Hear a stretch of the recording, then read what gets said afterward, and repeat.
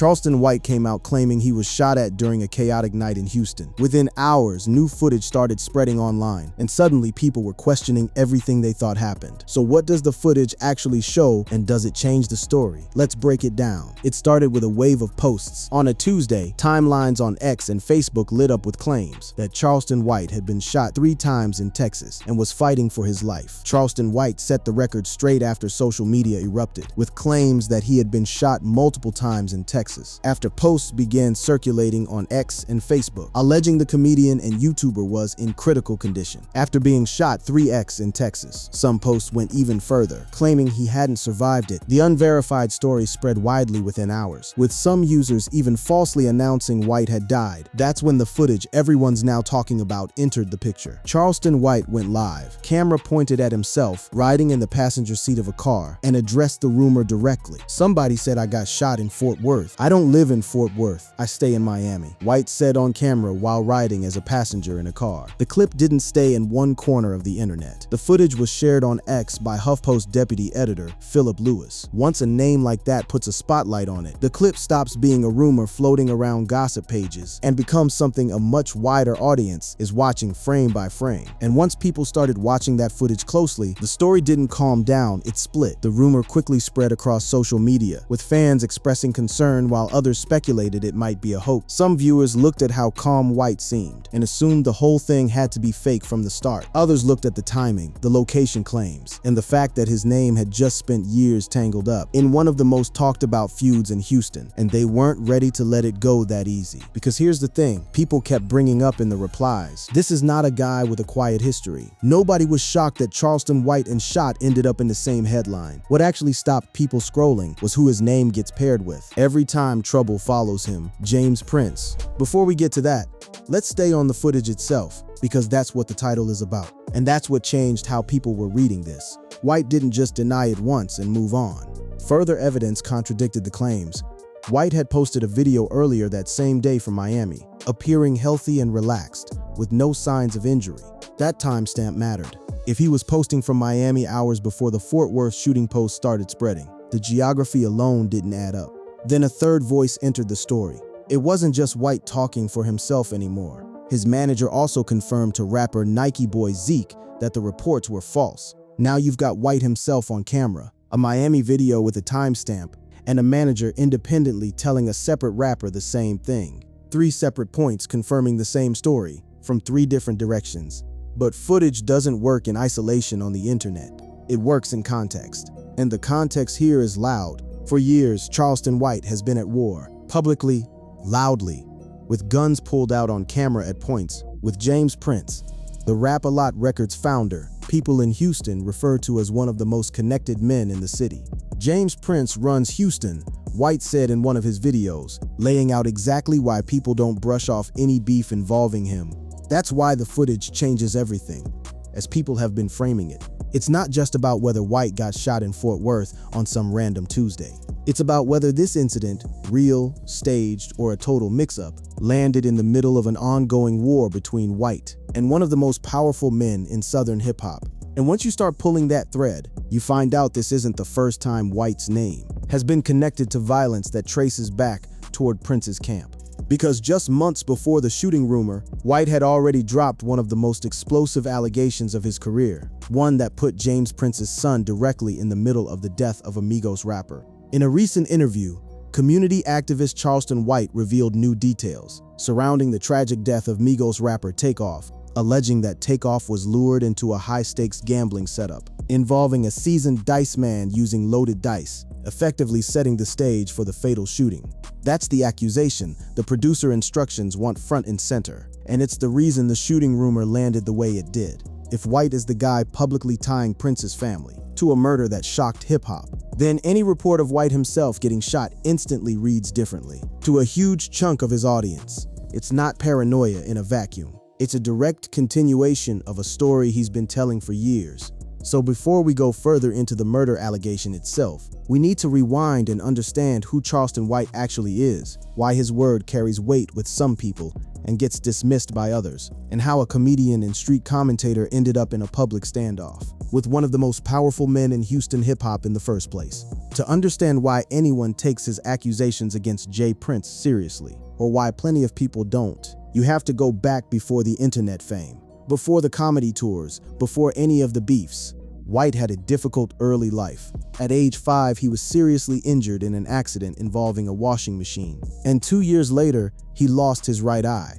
By his teenage years, he was already deep in the streets. At 14, he participated in a robbery and was sent to juvenile detention for his role in a robbery and murder case. That case is the one that made him briefly famous decades before social media existed, when a clip of him testifying resurfaced online. The clip made rounds on social media showing White, at 16 years old, sitting in a courtroom testifying against a friend in a murder trial, recalling how his friend Antoine Doolittle shot and killed a man, trying to prevent them from stealing coats and hats from a department store. The incident traced back to the early 90s. It happened in 1991 when a man named Michael Levy approached White and Doolittle in a car to try to retrieve what they had stolen. White and Doolittle threw the clothes out the window, and Doolittle shot the man as he walked away. That courtroom footage is part of why White's later commentary carries a different weight than your average internet personality. He's not just narrating street violence from a distance. He lived through a version of it as a teenager, and he testified about it on the record. When that resurfaced decades later, White didn't dodge it or ask people to forget it. He addressed it head on and kept moving. Released at 21 in 1998, White went on to study criminal justice at Texas Wesleyan University. That's the pivot point in his story that a lot of people skip past. He didn't just leave detention and disappear. He built something out of it. Upon his release, White founded Helping Young People Excel, known as HYPE, an organization that mentors young people who were incarcerated at a young age, providing guidance, resources, and motivation for youth seeking a second chance. That combination, a documented criminal past, an actual mentorship organization, and decades of unfiltered commentary on hip-hop and street culture, is what built his current platform. White is known for his blunt takes on hip-hop culture, crime, and social issues, often attracting both admiration and criticism for his unfiltered style. He's not shy about picking fights either. He's been involved in several high-profile online feuds, including one with rapper Soulja Boy. So by the time he started going after James Prince, he already had a reputation. People weren't meeting him for the first time. They already knew he'd testify. They already knew he'd say the uncomfortable thing on camera. They already knew he wasn't afraid of backlash. That reputation is exactly why, when he started making claims about Rap-A-Lot, mob ties, and eventually Takeoff's death, people didn't just wave it off as some random YouTuber chasing clicks. It also explains why he became such a lightning rod during his own shooting scare. Somebody with a quieter history gets a shooting rumor. People mostly just worry. With White, the rumor immediately gets filtered through everything he's already said about violence, street politics, and powerful men in Houston. His response to the rumor appeared to put the matter to rest, but it also drew attention to his reputation as a polarizing figure online. And that polarizing reputation didn't come out of nowhere. It came from a specific pattern. Every time White has stepped into conflict with people connected to Rap-A-Lot or mob ties, it's escalated fast, publicly, and with real consequences. Canceled shows, physical altercations, and eventually murder allegations. To understand how we got to a murder accusation against James Prince's family, you have to trace it back to where the public feud actually started. A canceled comedy show in Houston. The public war between Charleston White and James Prince didn't start with a murder allegation. It started with a comedy show that never happened. White had booked a stop on his Charleston White and Friends comedy tour in Houston. Charleston White was fuming over the cancellation of his appearance in Houston, Texas, and he blamed the local police for ruining his show. According to him, it wasn't a scheduling issue or a venue problem.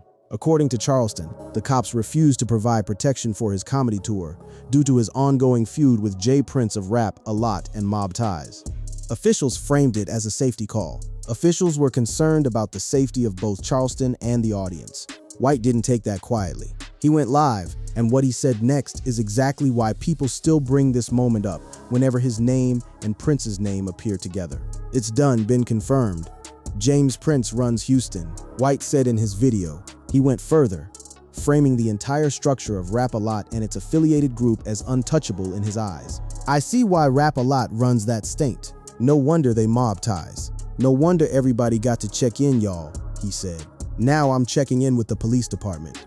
What made the moment feel bigger than just one angry live stream is what he claimed came next. A call, allegedly from the mayor's office itself. The mayor's office called and say, "Hey, Mr. Charleston, we hear you got a problem with James Prince. Man, we scared of him," he claimed, adding, "I swear to God, y'all." Whether or not that call happened exactly as described, the claim alone was enough to turn a canceled comedy show into a story about who really controls a major American city's entertainment scene.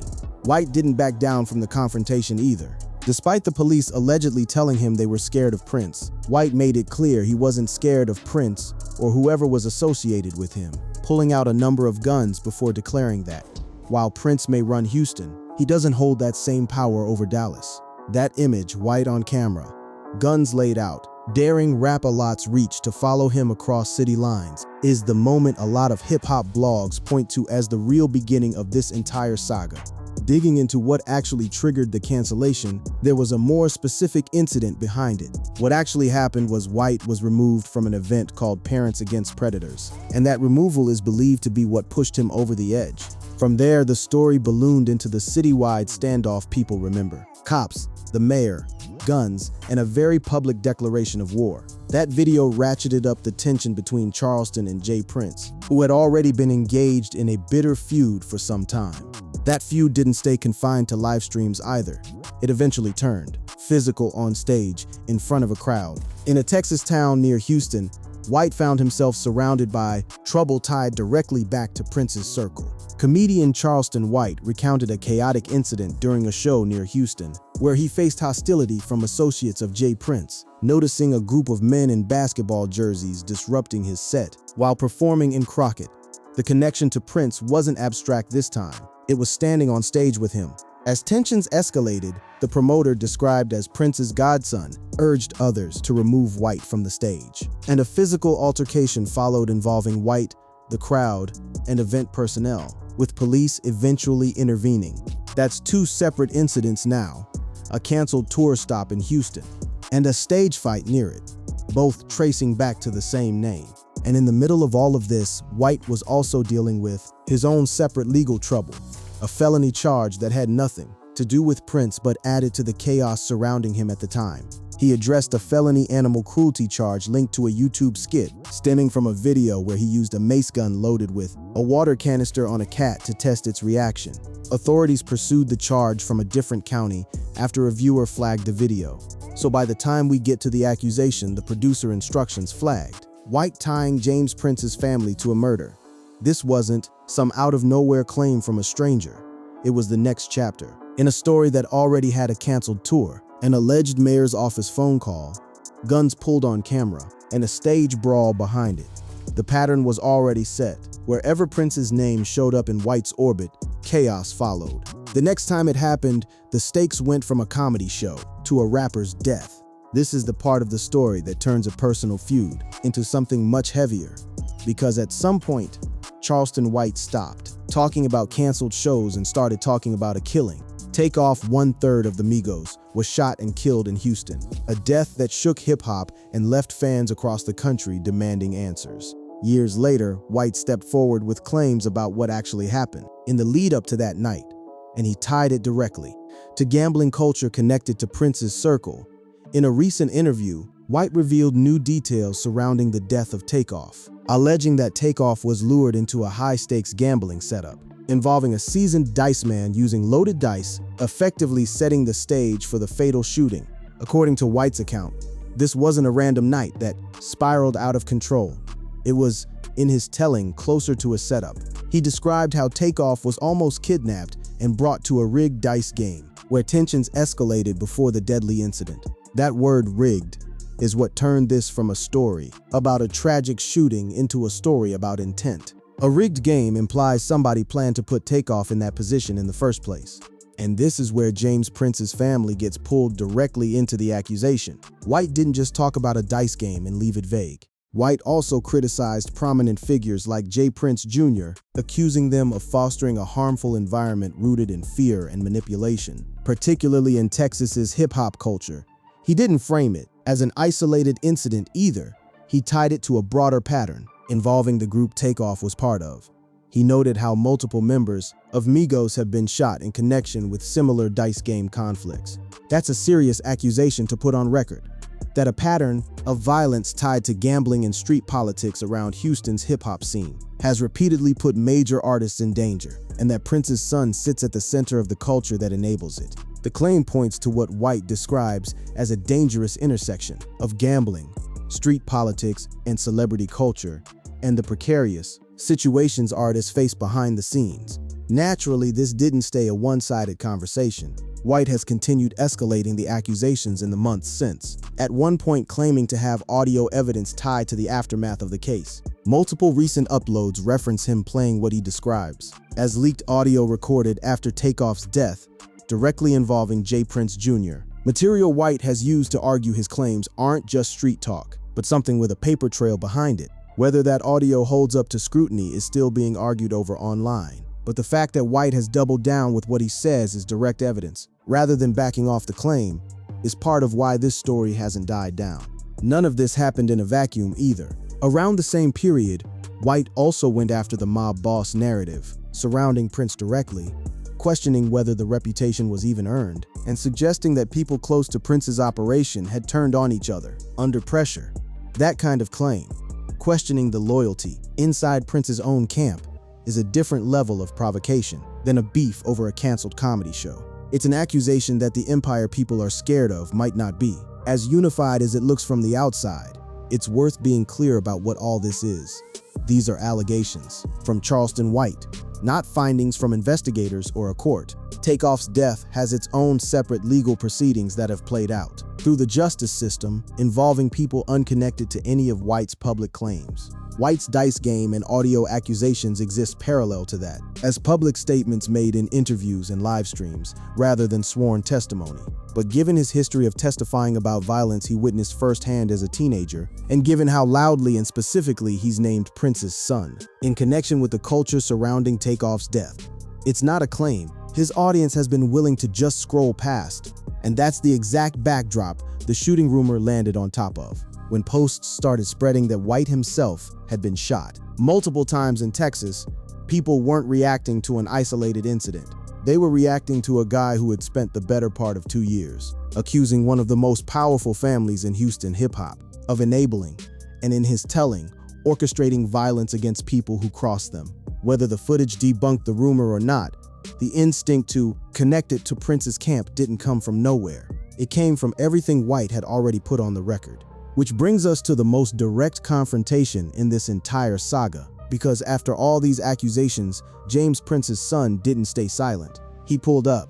After years of White naming him directly, accusing his camp of violence, and tying his name to Takeoff's death, J. Prince Jr. didn't let it sit in the comments section. He addressed it head-on, and multiple outlets covered the moment. He confronted White over the accusations tied to his father. Coverage from that period frames it plainly: Prince Jr. pulling up on White, specifically because of the shots White had taken at his father, marking one of the most direct face-offs in the entire feud. It wasn't the first time either. Prince Jr. has repeatedly responded to White's claims over the years, at different points pushing back on accusations that Mob Ties was behind physical attacks on White, and denying the characterization of his father's organization that White kept pushing into the public conversation. This back and forth hasn't been limited to words. The feud has produced its own legal footnotes along the way, including coverage of Prince Jr. being caught with a weapon while incarcerated, a detail White himself has brought up publicly as part of his larger argument about the culture surrounding Prince's inner circle. Every time one side seems to cool off, the other reignites it, White with a new allegation, Prince Jr. with a new denial or confrontation, and the cycle starting over again in front of an audience that's grown large enough to keep this story trending months, and sometimes years, after each individual incident. So where does the shooting rumor actually sit inside all of this? Here's what we know for certain, without speculation layered on top. Posts claiming White had been shot 3 times in Fort Worth spread fast across social media. White addressed it directly on camera, denying he even lives in the city named in the rumor. A Miami video with an earlier timestamp the same day contradicted the timeline the rumor required. His manager independently told another artist the same thing White had already said. 3 separate points, 3 separate sources, all lining up against the rumor being literal. What's also true, and what makes this story impossible to fully separate from Prince's name, is the sheer volume of documented conflict between these two camps. A canceled comedy tour stop tied to alleged threats. A stage brawl in a town outside Houston involving people connected to Prince's circle. Years of public accusations from White about Rap-A-Lot's reach and mob ties influence. And, most seriously, a direct allegation that Prince's son fostered the kind of environment that led to Takeoff's death, backed by White's claims of a rigged dice game and, according to him, leaked audio from after the killing. None of that proves the shooting rumor itself was connected to that feud. The footage and the manager's confirmation point toward a case of mistaken location or a rumor that got away from itself online, the same way misinformation about celebrities being shot, hospitalized, or killed has spread before and gotten debunked before. But the reason this particular rumor spread as fast and as far as it did, and the reason people immediately reached for Prince's name when they heard it, traces directly back to everything White has spent years putting on the record. That's also why the footage changing everything, as it's been described, isn't really about whether White was literally shot in Texas that day. It's about what the footage forced people to sit with once they looked past the initial panic. A man with a documented history of testifying against violence as a teenager who built a mentorship organization out of his own past, who has spent years publicly accusing one of Houston's most powerful entertainment figures of enabling exactly the kind of danger rumors like this represent, and who has now tied that same family's name to the death of a major recording artist. The rumor turned out to be false. The accusations underneath it are still very much live, still unresolved through any court, and still being argued out in real time between two camps that show no sign of letting this rest. As of now, there's been no legal filing, indictment, or official investigation connecting J. Prince Jr. or James Prince to Takeoff's death. The claims remain accusations made in interviews and on live streams, not findings from any court. Whether new evidence ever surfaces that changes that is something we'll be watching closely, because if anyone is going to keep putting it in front of cameras, it's Charleston White. Sources: video of Charleston White testifying in murder trial resurfaces. Complex. Charleston White. Influencer speaks out after shooting rumor goes viral. Newsweek. Charleston White shot in Texas. Here's what you need to know. Geo News. Charleston White blames J. Prince for his comedy show getting canceled. Hollywood Unlocked. Charleston White goes on gun-toting rant against J. Prince. All hip-hop. J. Prince Jr. pulls up on Charleston White after shots at his father. YouTube. Charleston White says J. Prince threats canceled his Houston comedy show.